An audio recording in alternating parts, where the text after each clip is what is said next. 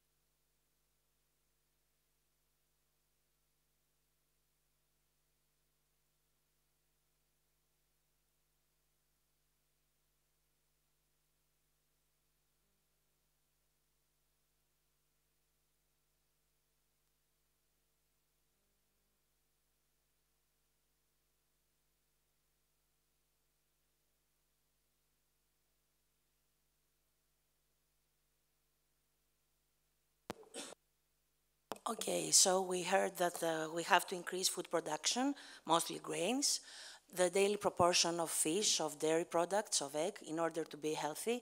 And the message that the professor gave to us is that we have to return to our roots and start to eat like the grandparents, like our grandparents did.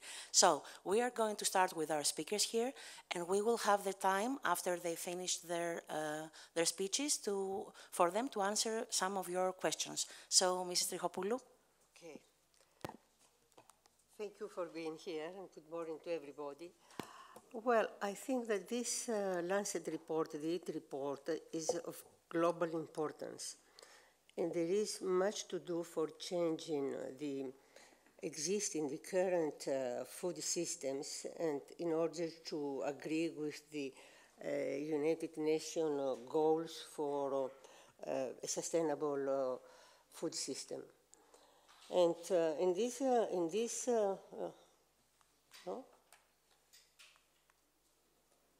no slides? In this respect, I want to come back to Dr. Willett's presentation, in which he mentioned the reference diet. The reference diet is a universal diet, it's a healthy diet. It was developed, as he said, in order to estimate the impact of this diet to health and to the environment, and to compare the results with the ones of the current diets, which more than often they include unhealthy foods. So, which is the relation of this healthy reference diet with the Mediterranean diet? Might I remind you that Dr. Willett mentioned that in this healthy diet, in this reference diet, the recommended amount of meat to be consumed is 45 grams per day. In the traditional Mediterranean diet, the recommended meat to be eaten per day is 35 grams. And this was usual in the 60s, because when we're talking about Mediterranean diet, we're talking about the traditional Mediterranean diet, not the one of today. The diet which was implemented in the Mediterranean basin, in the area which olive trees grows, in the 60s.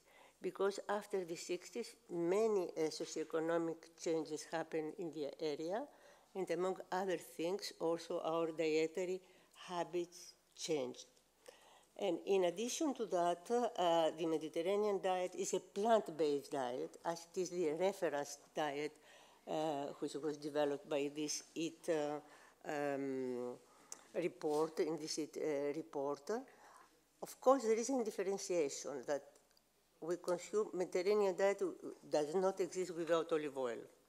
We consume a lot of olive oil. Almost 35% of the energy is coming from olive oil in the traditional Mediterranean diet. So it's very similar, the traditional Mediterranean diet, with the reference diet, the diet which is recommended by this committee.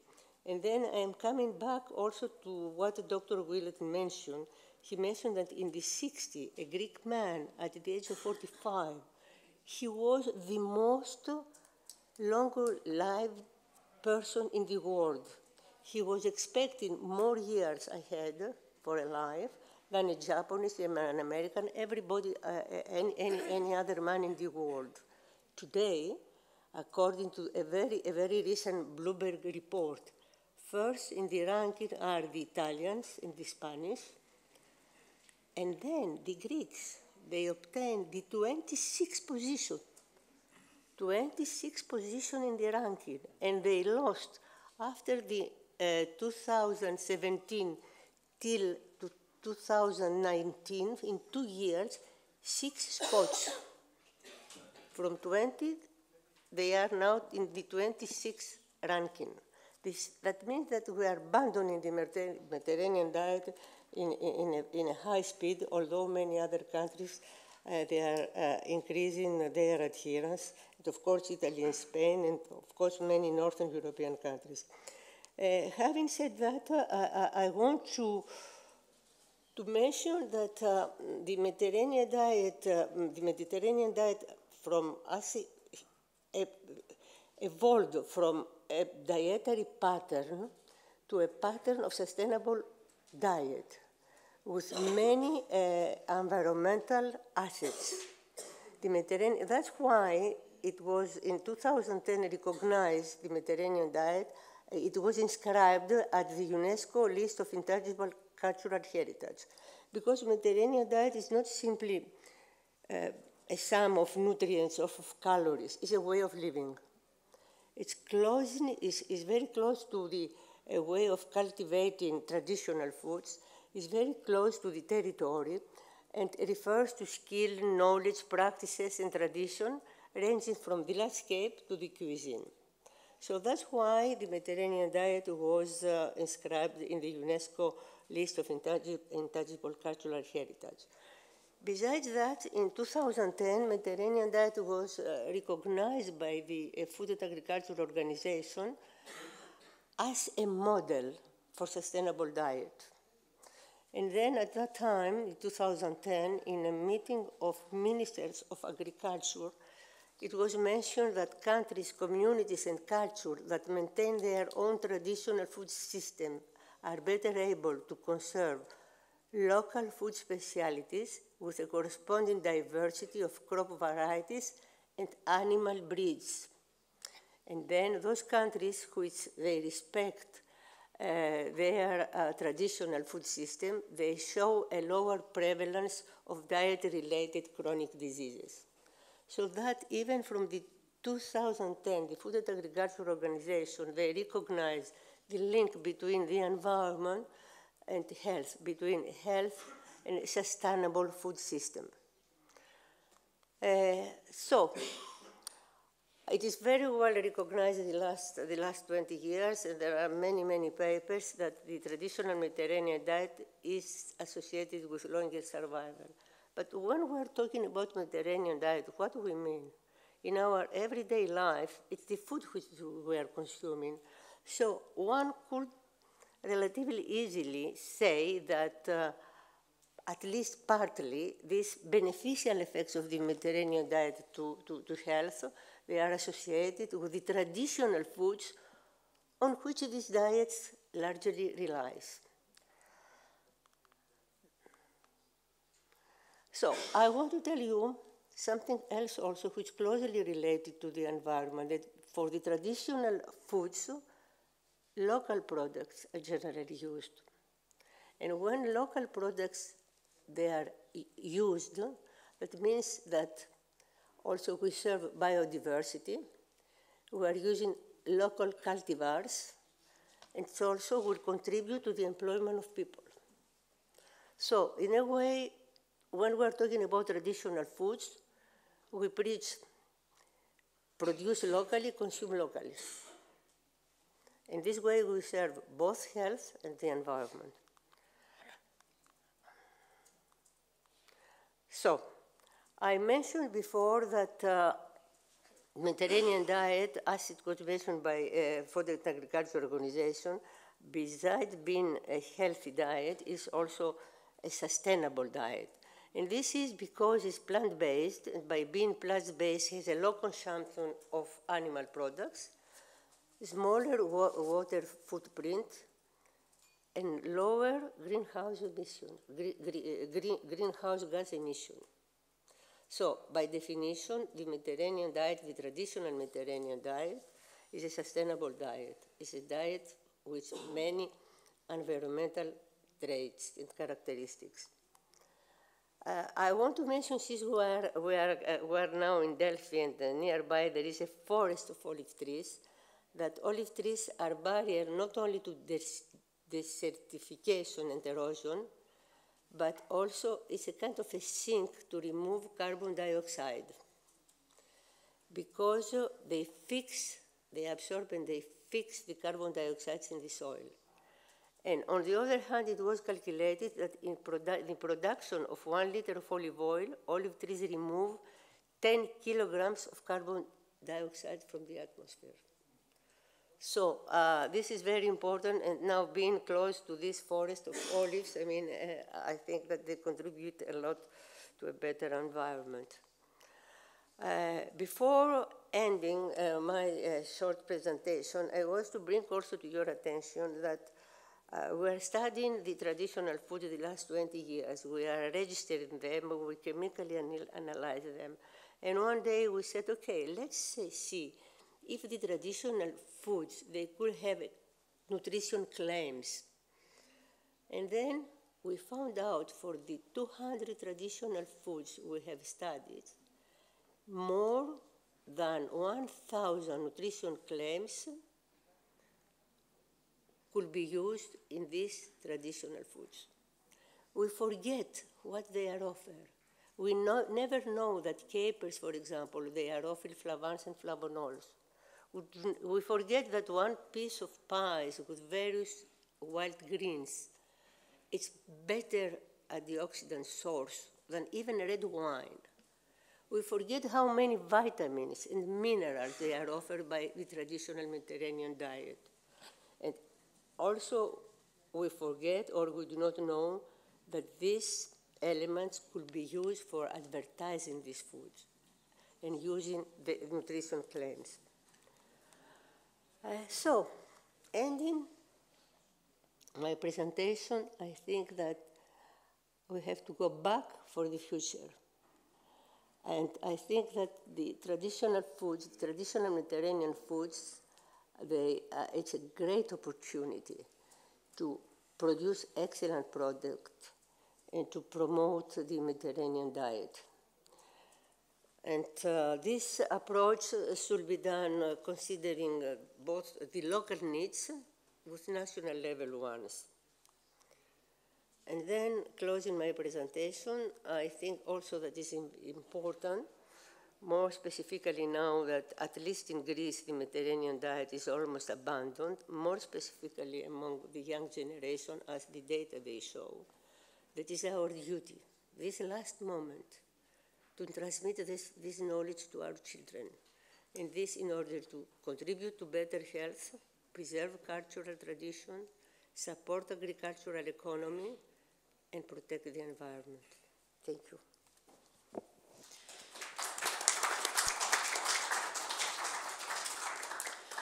Mrs. Trichopoulou, thank you very much. So, I found very interesting the fact that the carbon dioxide and the olive oils, I hope we have the chance to answer some questions later about that. So, Mr. Greenberg is going to speak. Please, Paul. Yes. Thank you, and thank you, Dr. Trichopoulou, for all of your great work, and it has been very much an inspiration to me in the work that I do. I think from here on, we're kind of, each of us, the remaining panelists, are kind of making a pitch for their particular food that they represent in the Mediterranean diet. I, for the last 15 years, have been writing about fish and the ocean and the future of seafood. As they're getting my PowerPoint presentation up, I'm always curious to find out how fishy a room is, because in the United States, when I ask people about fish consumption, say in Ohio, people almost turn green with the thought of eating fish. But just out of curiosity, who here in the room eats fish once a week? Okay, and who eats fish twice a week or more? Okay, so a couple of you are at the Mediterranean level. Who here has ever gone for an entire year where you eat fish for every single meal, for every breakfast, lunch, and dinner, and a snack? Okay, I did that once as a dare on myself for a project I was working on. Anyway, okay, so I'll talk about fish and seafood. Do you have I think it's Delphi final presentation. Get it up in a second. Yep, that's me. Okay, so I'll talk about sort of my subset. So as Dr. Trichopoulou explained, currently neither Greece nor the United States nor many other countries are currently observing the Mediterranean diet. We're tending to observe this industrial Western diet with a lot of processed foods, a lot of animal meat consumption, and then in the corner a very little bit of vegetables, olive oil, and fish. We'd like to see ourselves move towards a Mediterranean pattern where we reduce the overall animal protein in our diet. We boost unprocessed fruits and vegetables, whole grains, olive oil, obviously. I'd like to see that very much part of a new, a back to the future paradigm. But what I'm proposing is perhaps a little bit on the edge of believability, but I'm proposing something called the pescatarian diet. And this concept is, when Dr. Willett did his presentations, you'll notice that when they were talking about what would be sort of sustainable amounts of food of each category to consume, and did you notice that the seafood amount was quite larger than the land food meat amount? And why is that? Well, so overall, seafood is a very interesting category of food that we can eat. It's lower in saturated fat, tends to be higher in omega-3s, more protein dense, like a piece of salmon, a half kilo of salmon, or a kilo of salmon has almost double the amount of protein as a kilo of beef, for example. But also, interestingly, seafood is lower in carbon footprint, lower in freshwater use, and generally less destructive of ocean, of open space.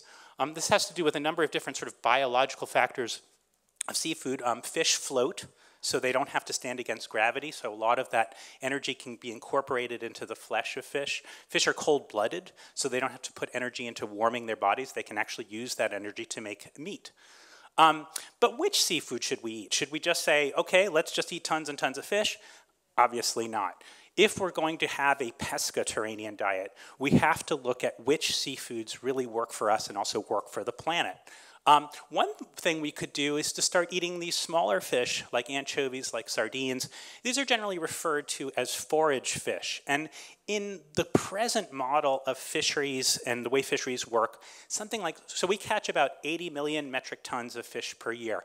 20 to 30 million metric tons are these little fish that get ground up into meal and oil and never, ever land on a human plate. They're just industrial products. So to me, it's a huge, huge waste. We could be eating these little fish like anchovies directly. Another thing we could look at is the farming of a whole set of incredibly ecologically beneficial creatures out there.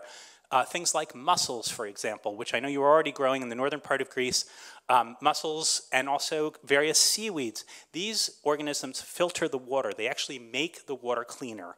You don't have to feed them anything. They're extremely low in carbon footprint. A mussel is about 30 times more efficient than a cow. So incredibly, incredibly efficient creatures. But then there's the overriding question about what do we do about these fin fish, the big fish, the fish that you go to a taverna, you see the nice lavraki on the plate. What do we do about this? How can we make this part sustainable? I could go on and on and on, take up the entire presentation time with this, but let's just a few points which I won't do. But so generally, where are we right now? Right now, 100 years ago, nearly everything we got from the sea was wild. We're just crossing the point where half of all the fish and seafood we eat is farmed. So real change. To make both the wild and the farmed part of that more sustainable on our plate, we can do a few things. First of all, we could end overfishing, and we actually have the scientific methodology to do that. We don't always have the social methodology to do that. But if we did end overfishing and rebuilt the existing wild fish that we have, we would in effect, it's a little bit like a bank, we would rebuild the principal, and the interest is the fish that we catch. So if we rebuild all of the overfished fish in the world, we could get 10% more marine protein out of the ocean. Secondly, we could change our aquaculture practices. I know here on the Gulf of Corinth, people are concerned about the presence of aquaculture cages, fouling beach sites and things like that. We do have the technology and the option to start to move aquaculture away from the near shore into the deep ocean. There is a fair amount of research that suggests this would be better for fish and would be better for people. We could also use that opportunity to combine aquaculture with offshore wind. So imagine if we had offshore wind as stable platforms for aquaculture. This could be a way of sharing the costs and developing an infrastructure that is truly marine-based. And the last thing, and probably the most important thing, and again, this could go on for hours and probably bore everyone to tears, but we could change the way that we feed farmed fish. Right now, what we're doing is we're taking 20 to 30 million metric tons of wild fish and feeding them to farmed fish. This is clearly, as we say, Peter robbing Paul to bring fish to our plates. It's not a good thing to do.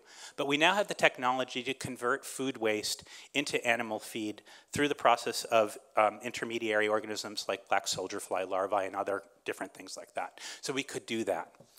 So in summary, a pescatarian diet. That is a Mediterranean diet with a very strong element of fish. Now, I don't want everyone to go out again, eat fish every single day, as Dr. Willett suggested, a couple of portions per week, but really lower our land food meat consumption in favor of seafood.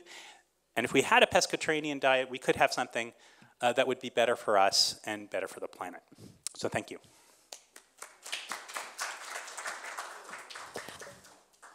Thank you, Mr. Greenberg. So, Mr. Aris Kefalogiannis is going to speak now. So, please, Aris. Kalimera. I'm going to speak about olives and olive oil predominantly, but I'm going to approach this also through the consumer, the international trends with consumers and what the international consumer is right now looking for from his food. While we're waiting for the presentation, the slides to come up, I would say that most of these trends come from the US, but we know that trends that prevail in the US then subsequently are being transformed into Northern Europe and the rest of the world. So what is the international consumer looking for? The international consumer is looking for ambrosia, the food of the gods that will confirm immortality. This is what the consumer is looking for. I think he's asking for the name of your presentation. Delphi 2019.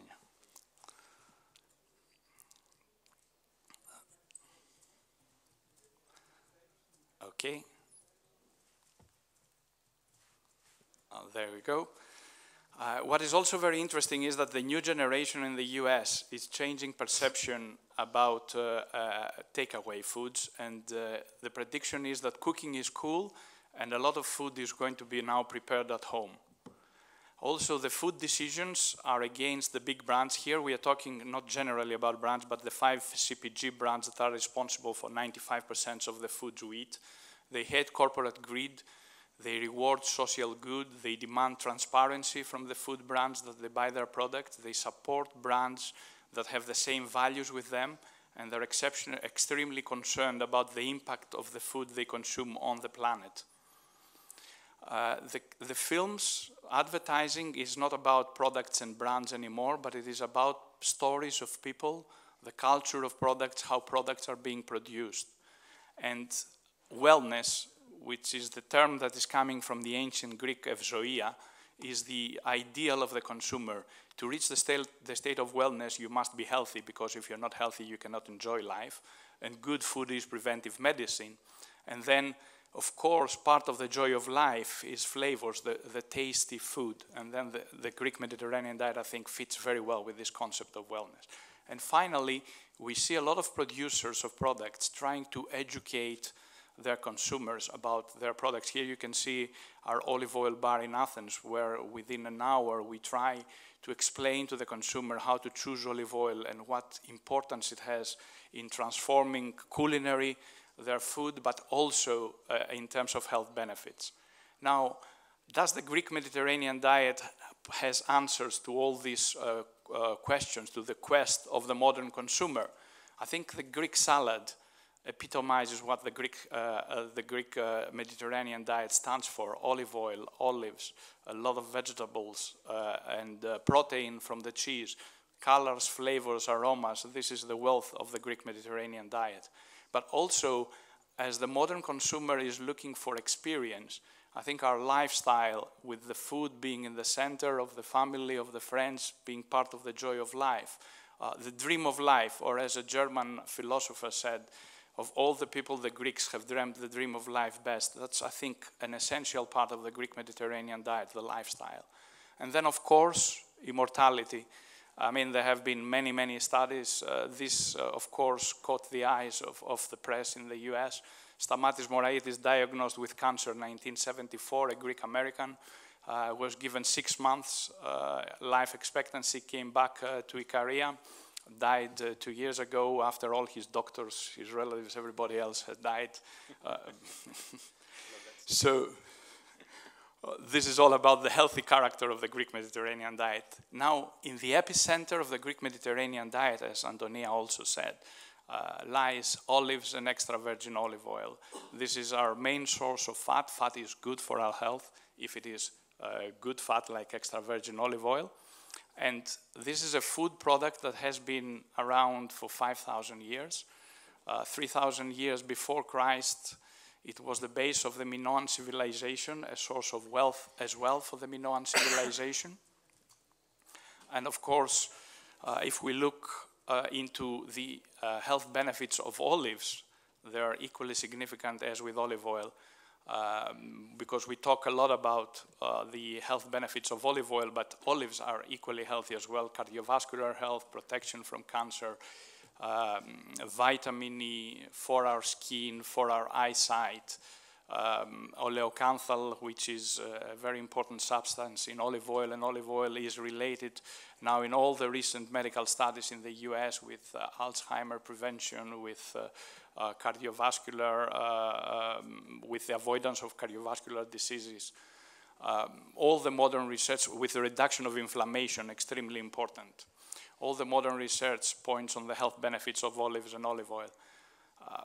Something that is very important is that we have to go back to the traditional methods. We have to use science, and Silicon Valley is getting into food because we have to improve a lot in terms of the distribution of the food. There is big inefficiencies there. There are also big inefficiencies at the farm, and we can improve a lot how we produce food. So we should use technology, but we should not abandon the traditional techniques as well. When it comes to olives, for example, it's extremely important, the traditional way, the slow pickling of debittering the olives, where we maintain the flavors, the aromas, and all the nutrients, as opposed to the industrialization of the process, which means turning green olives into black overnight, or using caustic soda to debitter the olives, which means you kill all the flavors, the aromas. So the traditional techniques combined with modern technology is the way to move forward, but we shouldn't never abandon them. And then I will finish the presentation with a superfood definition. Every year, especially the last few years, you know, there is a new berry coming up that is considered a superfood, and for a couple of years it becomes a huge trend, and everybody tries to find this berry and somehow use it in his diet. So this superfood definition, it's not mine, it comes from Bill Briva. Bill Briva is from the CIA, not that CIA, the other one, the Culinary Institute of America. And he's the head instructor there. So he made this definition of superfood, and he said it's a food product that has withstood the test of time, has known benefits and no known downsides, that is versatile and makes food nutritious and healthy. And there is no other product in the world that I can think fits better to this superfood definition than extra virgin olive oil. Has withstood the test of time, 5,000 years, has known benefits and no known downsides. Nobody has ever heard anything bad about olive oil. That is versatile and makes food nutritious and healthy. Really, this is the big strength of olive oil. We shouldn't see it as a single product, but the fact that extra virgin olive oil makes tasty all these raw and cooked vegetables that we use in the traditional Greek Mediterranean diet is what makes it a real superfood. So, thank you very much.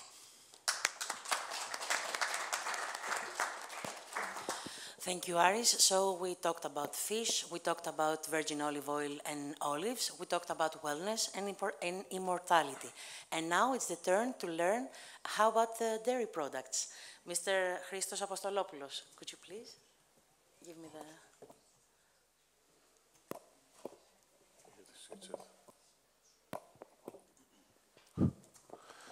Hello, everybody.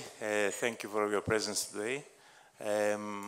I will try in these next few minutes to persuade you about the benefits that the traditional cheeses, Greek cheeses, bring to the Mediterranean diet.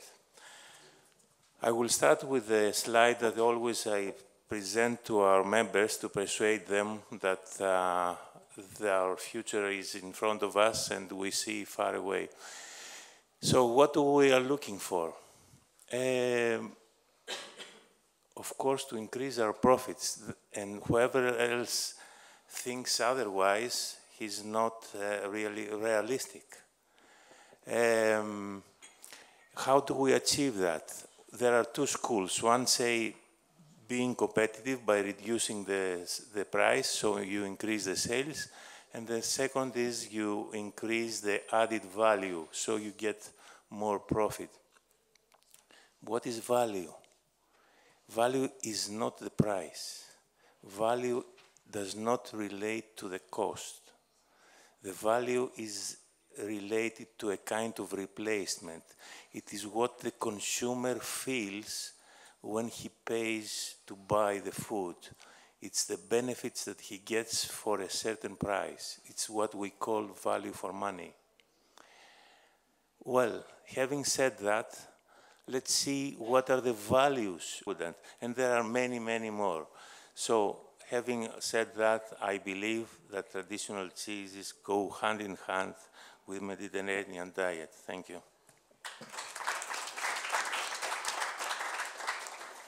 Really impressed by the fact that goat cheese is so unique and that we really don't know the health benefits of feta. Very interesting. So, if anyone would like to ask some questions, we are ready. So, please. Could you please tell us your name first? Take the microphone, yes.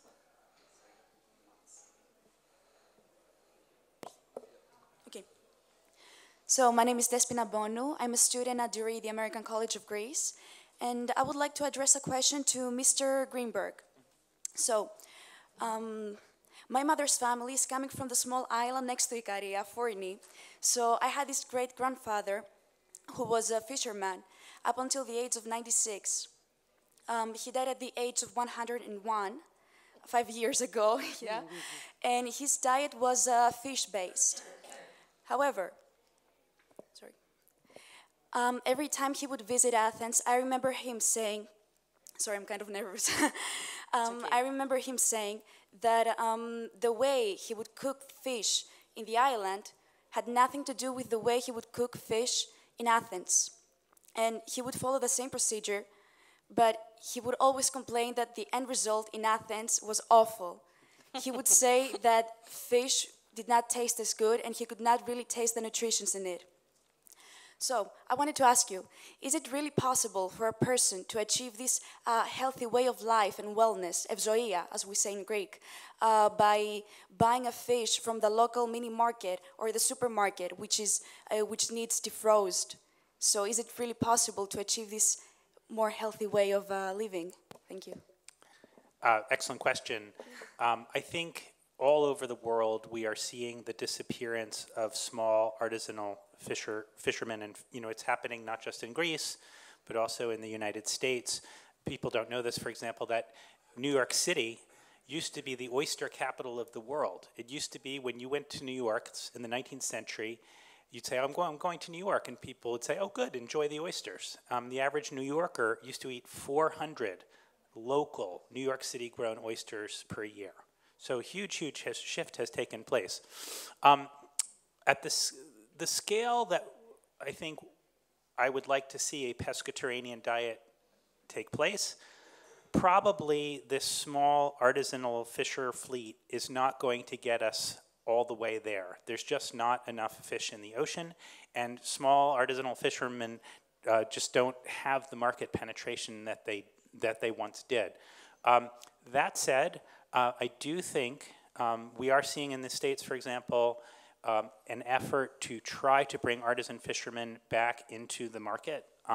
We have now something called community-supported fisheries, where you as a New Yorker or somebody in San Francisco can buy a monthly membership with a cooperative of fishermen and get a monthly delivery, or on a weekly basis you can get fish to your door. One thing I would like to correct, though, and I think it's important to remember, is that not to have such a strong bias against frozen fish. I know that people feel badly about that, but frozen fish has actually improved quite a bit in the last 30 years. The ability to flash freeze fish very quickly now exists. For example, a huge amount of seafood in the States comes from Alaska, and it's flash frozen to below 40 degrees centigrade very, very quickly. Ice crystals don't form. It doesn't break up the fish when you defrost it later on. So frozen can be okay. Also, frozen fish is, if you're talking about international trade of fish, frozen fishes actually has a much lower carbon footprint than trying to ship fresh fish around the world. To keep things just above freezing, which is called the cool chain, that's what it's called in international trade. The cool chain is very expensive in terms of carbon. Freezing, however, once you bring the fish down to temperature and put it on a ship, for example, as a lot of fish coming from South America and Alaska do, once you've done that, the carbon impact isn't so extreme. So I'm all for local artisanal fishermen. I'd like to see them. I don't want to see them go away, but we have to understand that if we're trying to achieve at scale, we're going to need both aquaculture, and we're also going to need more carbon efficient ways of bringing fish from high quality fisheries to the rest of the world. Okay, thank you. Any other questions? Yes, please. I'm sorry. Good morning to all of you. My name is George Lampiris. I'm a journalist from Food Reporter, a daily newsletter for food and beverages. I would like to ask Mr. Apostolopoulos, please. You talked before, Mr. Apostolopoulos, about goat cheese and the value that this kind of milk has for our nutrition. We always complain in Greece about the stocks that we have to produce cow milk. I would like to ask you about what's going on in the other side for the goat milk. Do we have stocks there to produce and fill the whole Greek market, probably?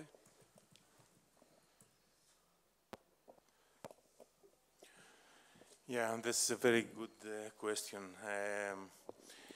Goat's milk, as I said, it's a treasure in our hands which we did not exploit at all. We are having one of the countries that have the most goat's milk. There is a saying that in Greece they live more goats than Greeks.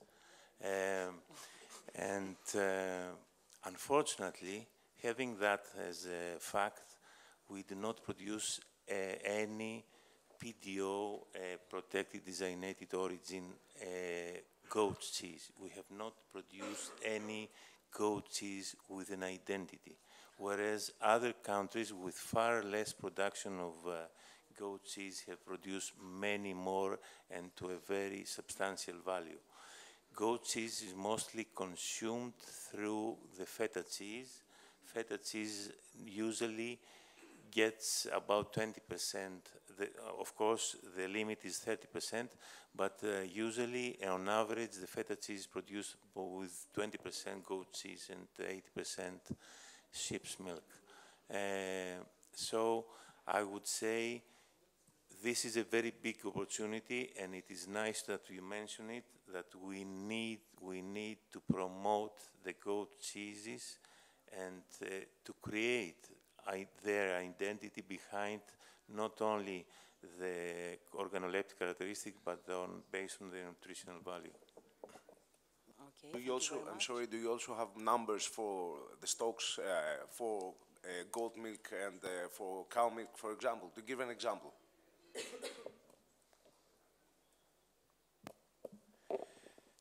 I don't have a very precise numbers, but as you understand that the milk, we're not self-sufficient in cow's milk. We are 50% self-sufficient in cow's milk, and we produce just 600,000 tons of cow's milk, whereas in goat's milk it's about 200. And in that case, we are self-sufficient, of course, in goat's milk, and unfortunately, we use it as a side product in the feta cheese, and not purely on one kind of cheese. Thank you. Okay. Yes, please. Take the microphone. Yes. My name is Carla Taras. I'm the founder of Future Agro Challenge. It's a Greek initiative that's gone global, seeking innovation and startups from farm to fork. I actually have a question for Ari Kefalogiannis. You mentioned the use of the importance of traditional techniques being collaborated with new innovations, and a lot's coming out of Silicon Valley. A lot of what we've seen that's come out of Silicon Valley is usually towards industrialization. We don't see much technology that's coming towards traditional use. Do you have any examples of traditional innovation for traditional techniques? Yes. First of all, where Silicon Valley will play a very important role is in food distribution, because the most inefficient part of how we get our food in our homes is in the distribution system.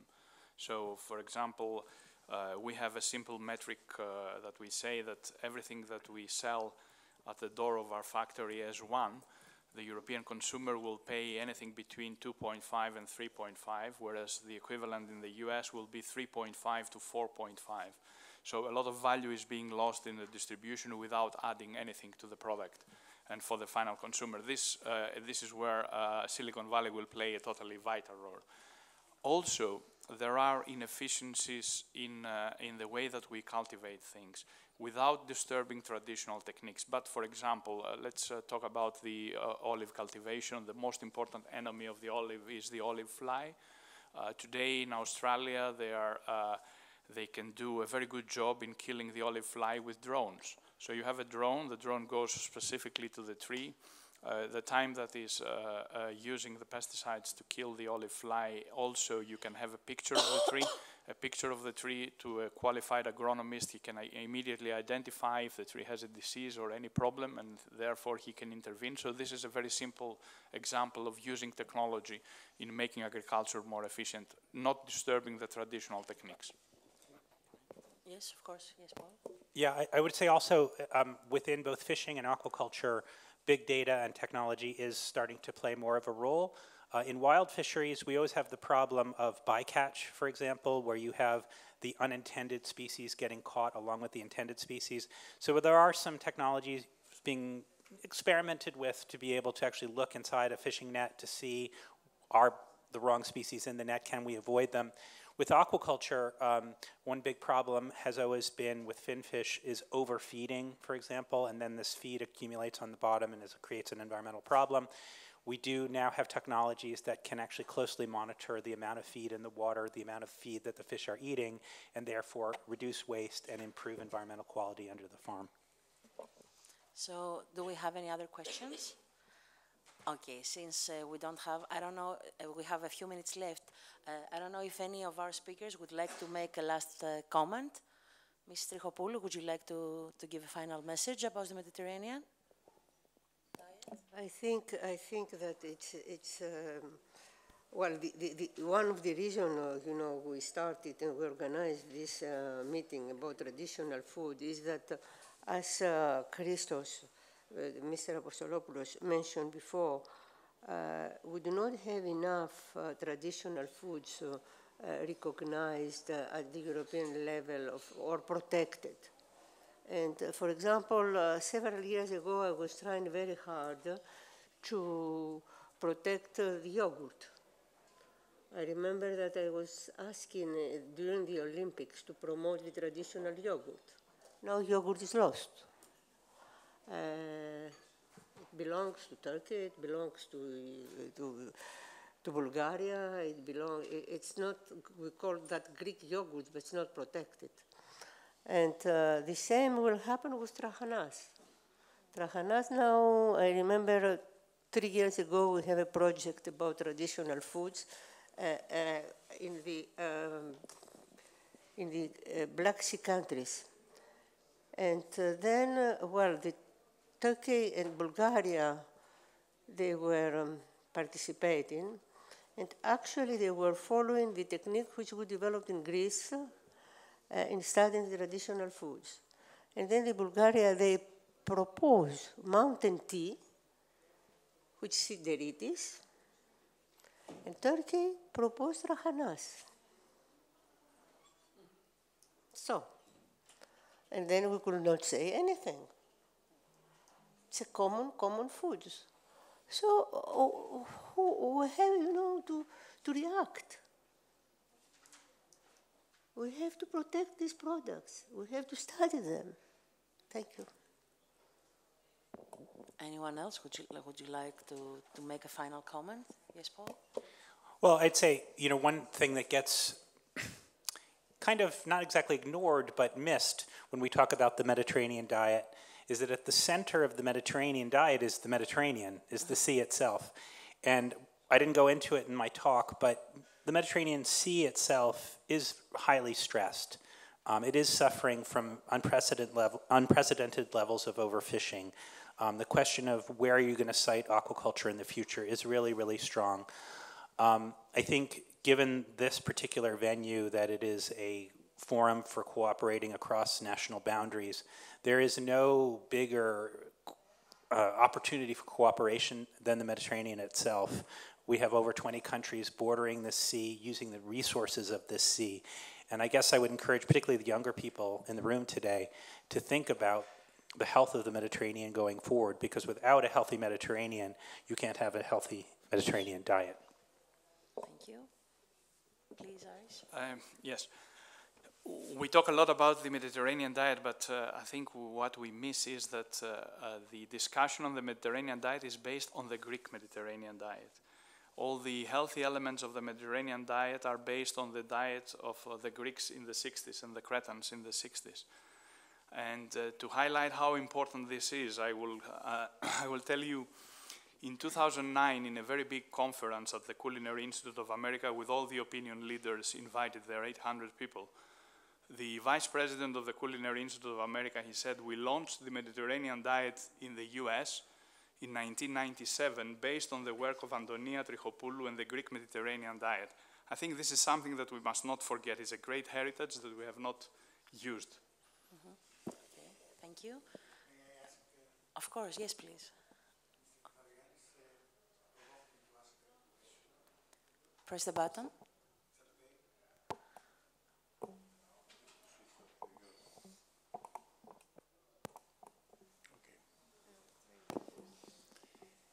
Provoke me to ask, then why, Mr. Kefalogiannis, Greece is number 26 when Spain and Italy is number 1 and 2? I think Mr. Trichopoulou is better suited to answer this, but because we have abandoned in Greece the Mediterranean diet. The Greek Mediterranean diet doesn't exist in Greece. The young generation is not fed with the Greek Mediterranean diet. We fully adopted the wrong prototypes. We have the second highest children obesity rate, from what I know, in the world after the US. So it's only natural what's happening. Also, I think, and I don't like to say for everything that is responsible the crisis, but all this huge increase of bakeries and cheap bread products that we get on our daily diet that has exploded in the last couple of years in Greece is also responsible for that, in my opinion. Well, well, as you may know, we run surveys, national surveys, and following the dietary habits of the Greek population. And it's amazing how, I mean, slowly we see every 5 years when we are running the surveys that it's abandoned by the young generation. Still exists among people very old people, above 75 years old. I mean, still they implement the Mediterranean diet. On the other hand, I think that is, there is, for example, take as an example what is happening in the school canteens. We do not implement the law.